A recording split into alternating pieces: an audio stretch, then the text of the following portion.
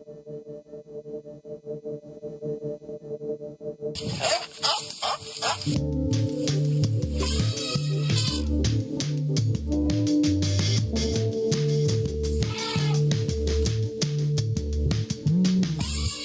and welcome to Global Sanctuary for Elephants podcast, Global Rumblings.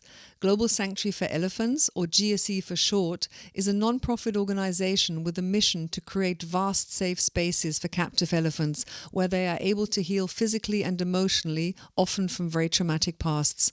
I'm your host, Nadia Mari, and I'll be taking you to the lush jungle of the Mato Grosso region in central Brazil, home of GSE's initial project, Elephant Sanctuary Brazil, where Asian and African elephants, lovingly referred to as the girls, live their best lives. Hello everyone, it's time to sip, rumble and repeat again. We are back from our holidays. Welcome back to Global Rumblings. Let's head over to Brazil to say hi to Kat and Scott. Hello you two. Hey Nadia. How are you? Hey Nadia, I'm good. How are you doing? I'm fine. Well, we haven't spoken in ages. So much has happened. Ages. Eons. It's amazing how long 30 days can feel. Yeah. I said at the beginning, sip, rumble and repeat. I will hold up the mug. And before we kick off today's episode, I'd like to give a huge shout out to everyone who joined our mug giveaway for episode 62. We had loads of entries and also 3 or 4 from Argentina, which was fantastic. So I hope by now everyone is holding their sip, rumble, repeat mug in their hands with a hot cup of tea or whatever. So thank you for doing that. And a big shout out also to Nicole from GSE, who took over all the logistics and sent out all the mugs. And from our side, it is so exciting to see how many people are listening and joining and participating and becoming part of a growing family that is truly global. Yeah, definitely. It was a very successful one. The first podcast mug giveaway wasn't very successful. I can admit that now. We had one entry and I can't remember what her name was, Caroline or something. I said, you've won, and she never sent us our address. But this time we had, I think, 35 or 45 entries. So yeah, Excellent. It was fantastic. So we have a lot to catch up on today. But the first thing is we had a holiday. The podcast team had a holiday, but actually you had a holiday. You went home, but was it really a holiday, a home holiday, or was it work as well? It was both. It's almost always both. We have yet, since we've been here, to have just a holiday, but that is actually the goal for 2026. A holiday with no work attached, just going somewhere where there's no family, although we love our family dearly, and just doing our own thing. That's great. It's hard to turn off. I mean, there's so many demands in all directions. And then, of course, we left just after, our trip to the United States was just after Pupy passed away. And that couldn't be delayed because my father was not well. And fortunately, we arrived the day before he passed away. So we were there for that process, which is, at the end of it all, it's exactly how it should have and needed to be. So we could be there for my mom, be there, say goodbye to him, and process that a little bit. And then spend enough time with my mom before jumping into work obligations, which were actually part of a little bit of a relaxation trip, going back out to the San Juan Islands for a film festival, Friday Harbor Film Festival, which was so much fun. A lot of great films, a lot of great people. And once again, the Ramba Effect won yet another award. She's winning awards all over the world and getting lots of accolades for the piece that was created with Ramba's story. So yeah, for now, it's not available to the public. To us, it's weird, but to people who do this, I'm sure it's not weird at all. When you do the festival circuit, you can't release it in any way where it would actually make money. So for now, it's in the festival circuit. Once it's done with that, then it can shift to being more public and people will actually be able to see it. But for now, Claire is doing the festivals and she's traveling around the U.S. to go to some of the festivals. And it really is great. The people that are at them that make films that they've really poured so much of themselves into. That's a nice crowd to be around and to meet and to talk with and to learn about things that you don't know about, especially not in the depth that they go into. A lot of inspiring stories and just an honor to be part of that. Yeah. Fantastic. So when is it coming to Europe? Claire, let us know. I think you can follow notices online through the Ramba. I think it's the rumbaeffect.com. I don't know. I don't remember. We can. Terrible. We'll put it in the links. I We'll know there's put a in the links. Facebook page. Yeah. And, There's an Instagram page. I know. I Okay. see. Okay. So then you can follow along that way. It's super exciting. Really excited to see what's happening. And the thing for us, it's always weird watching yourself on the big screen. It doesn't feel right. But the bottom line, Especially surrounded by a bunch of other people, and then the lights come up, and you have to be like, hee hee. Hi. As an introvert, really uncomfortable. yeah. Kat even got on stage this time, which was a big milestone. I did. I'm so proud of myself. The bottom line for that is Ramba's story. And what it took for her to make that process, and all the hurdles and all the bureaucracy and all the joy at the end, even though short-lived, the impact it had on so many people, just to see that whole life differently, what it means to be an elephant in that, what it means to be given a chance, what it means to have that, and you feel it. You feel that struggle through Ramba, and Claire did a great job. It hits people. It hits people pretty deep, and it's exciting to see because it's pretty powerful.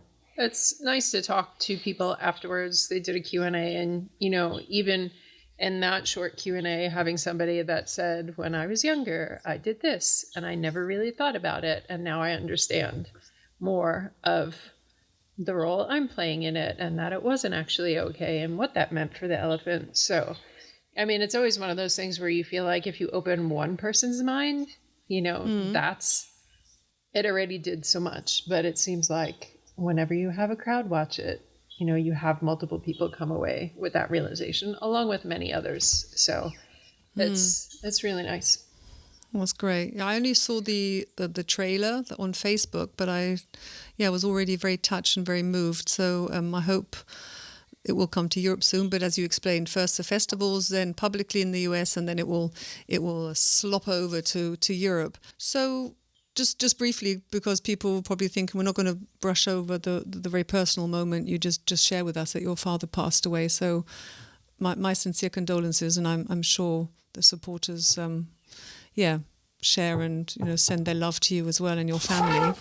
And Pupy passed away, leaving Kenya. So many supporters are wondering how Kenya has been doing. I saw a video the other day and a post that she has begun to come out of her shell, and she's exploring the her habitat more. So how is she? Yeah, first off, let me just say thank you, Nadia. I know there's a lot of people that are going to be sharing the same sentiments, and thank you for everyone listening. I appreciate those words very much. And yes, just after Pupy passed away, it was a little bit of a double hit, but at the same time, again, exactly as it needed to be for that whole process and that wonderful thing we call life.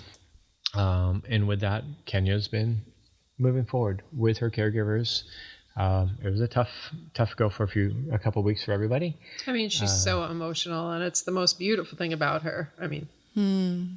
In a shallow way, she's stunning, but as far as the depth of her beauty, her sensitivity and her depth of emotion is definitely, it's so stunning. And, we would expect nothing less than her having a hard time with dealing with the loss and what that meant for her, and the space that created, the empty space that created, and having to accept that she found something that she only got to keep for a little while. Yeah, a very short introduction of what elephant love is, but an introduction nonetheless, and opened her heart in a different way. And she may have closed that off a little bit, but I think seeing her now, having come back after being gone for almost a month, and seeing her now, she is doing very, very well. I think she's much more open. I think her growth is showing through in her emotional expression. She's gaining more trust and confidence with her caregivers. So, as these things do, they are hard to go through, but at the same time, they help us grow as individuals. They change us. And I think and even though the sadness is there, I think in many ways those processes change us for the better. So if you look at Maia and how long her grief lasted and everything she went through and everything she had to process to the point where we didn't know if we would not see the same Maia, because no one will ever replace Gita for her. Much more established relationship. They were together for 40 years before coming here, and then they had years together here. But everything she went through is what has made her the friend she is to Bambi. So it's never like it's an easy thing. Loss for anyone you're attached to isn't. But one of the beautiful things about elephants is they seem to really process it and work through it and take lessons from it and use those moving forward. So I'll ask a question because I know supporters have asked it under comments that I've seen on your social media posts, and obviously I know you can't answer straight away or you can't answer at all. But in the in your video film, The Vision for Sanctuary, I remember it said, well, I said, because I had the honor of narrating it, I said I think 35 captive elephants are in South America waiting for possible sanctuary life. So is there another female African elephant among these 35? Because obviously we've talked about it a lot. Asian and African elephants cannot be put together. They are different species. So is there maybe hope on the horizon? There's a couple. Okay. There's one that's by herself now, but the elephant she's with passed away. And there's another one in a different country that is with a male. But that we are discussing options with them. So no guarantees ever, even when people say they're down to send their elephants to sanctuaries until they actually get here. I mean, look at Sandro. They said he would come. They agreed that he would come. And, 3 weeks later, that all turned into nothing. Yeah. So we are in discussions with both places.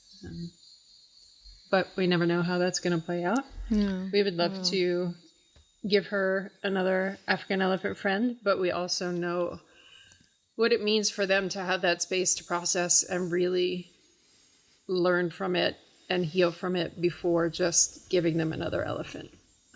Because again, nobody's going to replace Pupy for Kenya. That was her first friend. Her first elephant. And she was so good with her and so giving, and there'll never be another Pupy for her, but that doesn't mean she won't ever have another friend. Okay. You said, is there hope? There's always hope. There's so much hope. There's so many elephants out there. And there are many more Asians than Africans, but there's also more Africans in other countries that discussions had been, in the works over the years and nothing concrete, but, that can always change in a heartbeat. We never really know how things are going to unfold. So, in the meantime, she's doing well. Her caregivers are there. She's rumbling and squawking and squeaking and tap dancing with both feet. Doing all of her lovely Kenya things. And she's doing really, really well. She is, walking around with the branches in her mouth as she's eating new trees and branches. Everything's nice and green again. Her next yard is really, really, really close to done. It was supposed to be done a couple of weeks ago, but we had other projects that popped up that needed to be taken care of. So a little bit of a delay there, but it is really close to done. I think less than 50 meters of fence and 2 gates, something like that. And we have to decide where we're going to put a pond, if we're going to put it in that yard or yard 5. And that can be done while she has access with moving her back and forth. But she can hopefully have access pretty soon. Also working on a research project with getting some out here to really document that space before it happens. So hopefully all of this is going to come together at the same time. And she'll be able to have access soon. Oh, that's great. So thanks for sharing that with us, that there are other female African elephants. And I'd just like to touch on 2 points. One, you said expansion, and that is a third topic we want to talk about today, and that is your end-of-year fundraiser, the expansion of the female Asian habitat. But I'd like to also just draw back and just give a big shout out to everyone who donated towards your Halloween fundraiser, which was hosted by your support group on Facebook, Friends of Global Sanctuary for Elephants, with their Treats for Feats fundraiser. The goal was 10,000. I mean, I think we said something like 11 billion is spent on Halloween in the US, but 10,000 were raised, which was absolutely amazing. They reached their goals. So thank you to everyone who donated. And thank you to everyone who shared the fundraiser, $10,000 for Kenya's foot care. So how are her feet? Because I remember you saying it's rainy season now, so her feet are softer and you can do more work. Yeah, we're starting to do a little bit more. Still working on getting trust with her back feet presentation. She is lifting her back feet, but not enough and stable enough to let us do some trimming. But it's starting. She's getting closer. And she only in Mendoza would do her front feet presentation just because of layout of her habitat and only certain gaits. And as you know, it's just not ideal. So front feet needs some work as well. Not as bad as her back feet, but there are some things going on there that we will be exploring more and let you know how things that evolve. But her back feet are a mess. So it is a big priority for us to gain that comfort and do that. Yes, rain season is fully upon us. So her feet are much softer than they are during the dry season when they are like trimming stones. You are better off trying to trim a stone sometimes because their feet are so calloused over. But hopefully soon we can make some progress and send some photos and let you know where things are. As of now, I mean, she is having natural wear from the habitat, which again is something she's never had in her life. So one of her biggest issues on the fronts are very, very overgrown pads. I mean, they haven't ever been trimmed. So you have layers and layers and layers of pad that need to be worn down, and actual layers are starting to be worn down, which is great. I actually saw her lift up her foot the other day, and I asked her, did you do back foot trimming? Because it looks very different. It's got a long way to go. It's a mess. But it looks like they did. I had started trimming a couple of layers off, and she said, no, they hadn't touched her back feet at all. I was like, I thought I missed the message because of the way her feet looked. But yeah, nature does a lot for them. It's one of the benefits of sanctuary that and we saw this with Bambi, who when Bambi arrived, we prioritized social needs over physical. Once we saw she was putting on weight and that liver kidney was not most likely going to be an issue, we prioritized socialization over working on her feet because of the issues she had with Mason, the elephant that she shared space with, and how insecure she was and the intimidation there. We wanted her to be able to quickly work on building up some sort of positive relationship with elephants. So that took priority over feet. But even she was great once we introduced her to positive reinforcement training and foot presents and what have you. But even during that time where we weren't doing anything, the habitat and nature and digging with their feet and cutting grass with their toenails and mud and all of that do a really good job with getting us a head start. That's great. Natural pedicure. So her expansion, or the expansion of her habitat is nearly done. I remember in one of the podcasts when we were talking about her knocking down the trees, you said, Kat, you're telling the welding team, weld faster, she needs more trees. So we have the last months concentrated more on Pupy's arrival. And then, of course, Kenya. And I wouldn't say neglected, but we haven't talked that much about your Asian elephants. And you are a 501c3 nonprofit. You do depend on donations to continue your work. So your end-of-year fundraiser, this podcast comes out after the big GivingTuesday fundraising event, so Thanksgiving and Cyber Monday and Black Friday and everything. These are just sort of holidays that are just like slopping over to Germany now or to Europe. It's a very American thing. So all that is gone, but still your goal is to expand the female Asian habitat to raise funds for that. So can you tell us a little bit more about that? More space, more elephant celebrations. It's I think we have about 80 acres fenced off right now. And the expansion is about 200, and that 200 is very diverse. It is lots of beautiful nooks and crannies and valleys and springs and trees and hills, and it's really random bamboo growing out of nowhere. It's so diverse. We actually have no idea how elephant relocation is or how an elephant location is gonna happen, because of how diverse it is. It's gonna be a challenge that we haven't had before, but it'll be well worth it because the space is beautiful. It's spectacular. How long that's going to take, we don't really know, don't have an exact idea. Most of the fencing is relatively straightforward, but there are going to be 2 hills that are going to be slow going. There's going to be hills. Wow. Yeah, we have to go up and down over one hill and then down another hill that is it's pretty steep. So we can do it. It's just going to be, it's definitely going to slow things down, but a lot of it should run forward pretty quickly. Yeah, and unlike when we do the smaller yards, we don't have all those divisions, all those common fences. This is going to be just one big yard. So, oh wow, it's just one perimeter fence for that whole space. Yeah, this yard that we're almost done yard 4 right now for Kenya, and then the guys are already welding or getting set for the welding yard 5 for Kenya. It already has all of the About half of that Vertical. vertical post, yeah. It has more than that. 3/4. Okay. It's getting close. I still have to go clear some, so I know they didn't get all the way through, but they're close. They're making quite a bit of headway on that, and with that, I think there's like 7 or 8 gates that need to be built. And for this, and those are pretty slow. Also, those take a few days each. But all of that's already paid for. The steel's already purchased, so it's just up to getting it in place and much welding that has to happen. Okay. And then with the Asian expansion, as an example, I think we only need to build 2 gates, for that entire expansion. So, again, very different structures. Kat's talking about it's almost the same amount of fencing as the expansion for Africa, but because of its layout and not having division to 2 different yards, it's actually the same amount of fence, but opening up a much larger area. And I was looking at some figures because 200 acres, what is 200 acres? So I was looking up 200 acres for all the decimal people here in Europe is 0.8 square kilometers. And even then I thought, well, what the hell is that? So 200 acres is about 113 European soccer fields. So that's then going to double to 226. 150 American football fields. So that's 300 American football fields. And Kat, you'll like this one. The entire expansion of the female Asian habitat, including the habitat they have now, is apparently, I hope ChatGPT gave me the right figures, is half the size of Central Park in New York. Nice. So, that's Central good. Park is huge. So just to give people an idea. And also 2.5 times the size of Disney Park in California. So, yeah. And we're going to have a contest to see who remembered which of those facts.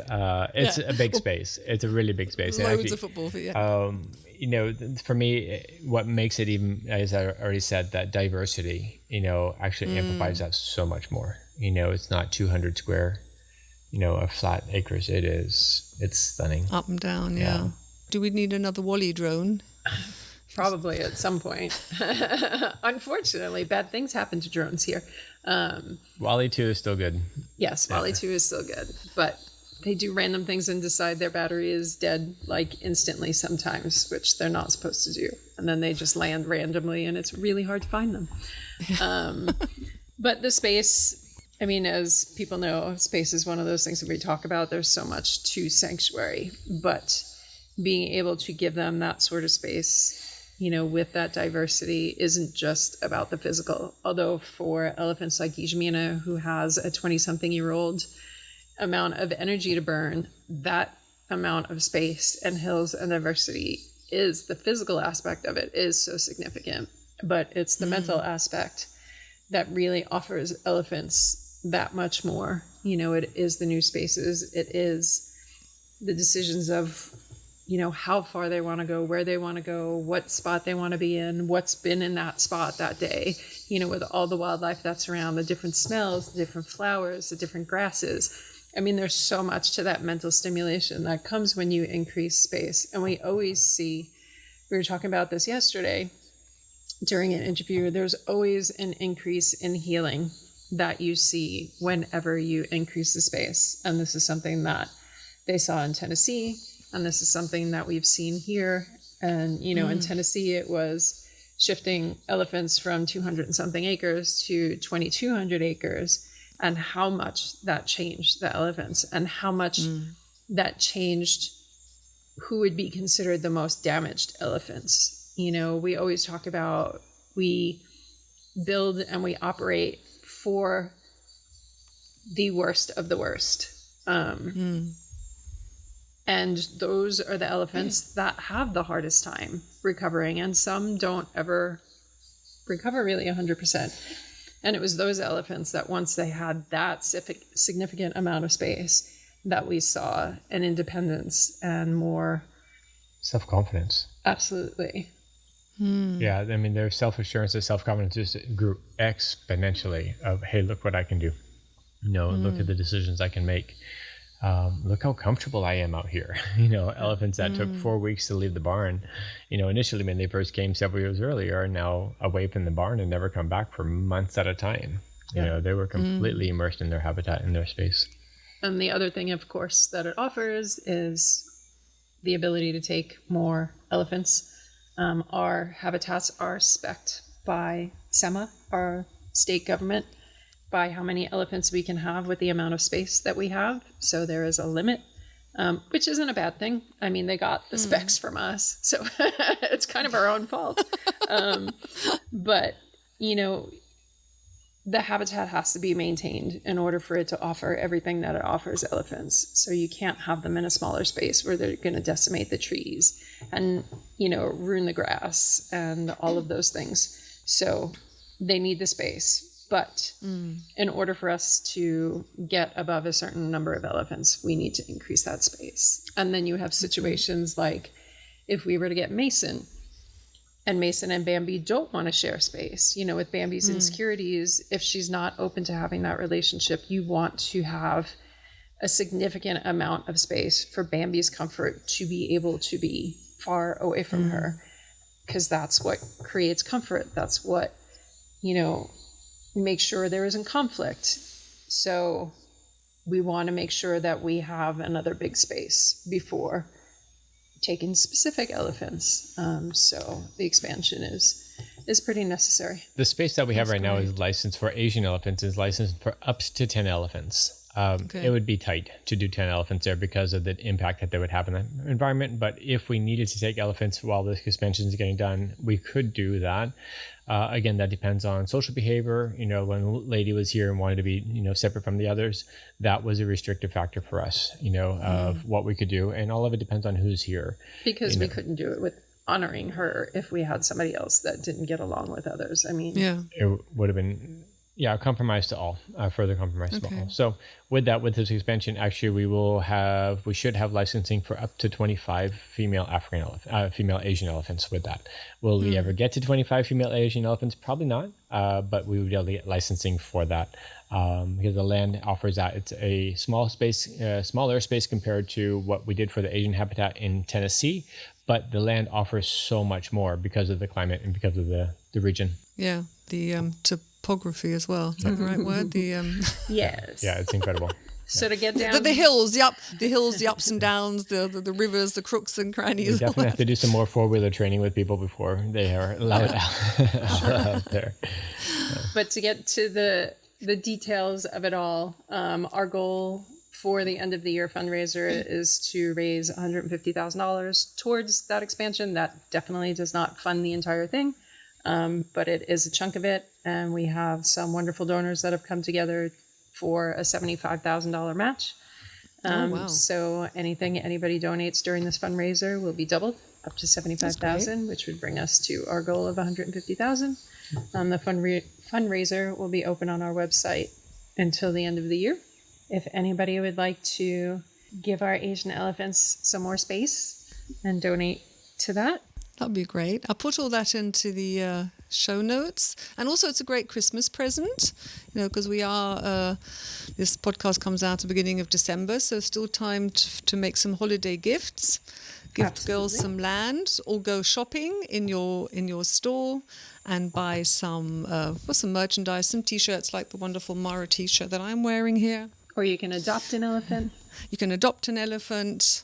You can, of course, buy the Sip, Rumble, Repeat mugs, but also other mugs, and also wish baskets for the girls. So if like me, you're somebody who doesn't want to, who's getting rid of dust collectors at home, donating a fence or donating some steel towards a fence, or buying gift baskets for the girls or some merchandise, that's fantastic. So yeah, that's a lovely note to end on. Who else can say that you bought somebody freedom, or somebody gave you elephant freedom for the holidays? You know, what gift did you get? Freedom for elephants. Freedoms for elephants. Okay, it was lovely catching up. Thank you for sharing all that news. And we'll meet up for our next recording. Take care. Enjoy rainy season. Thank you. We are enjoying it. It's beautiful here. Fantastic. Okay, bye you two. Thank you. Take care, Nadia. Bye. Bye. As we wrap up this week's episode, a reminder that you can stay up to date with current events at the Sanctuary by following GSSE on their various social media channels. You'll find all the details in the show notes or directly on their website, globalelephants.org. Thank you so much for your support, and until we meet up for our next episode, take care.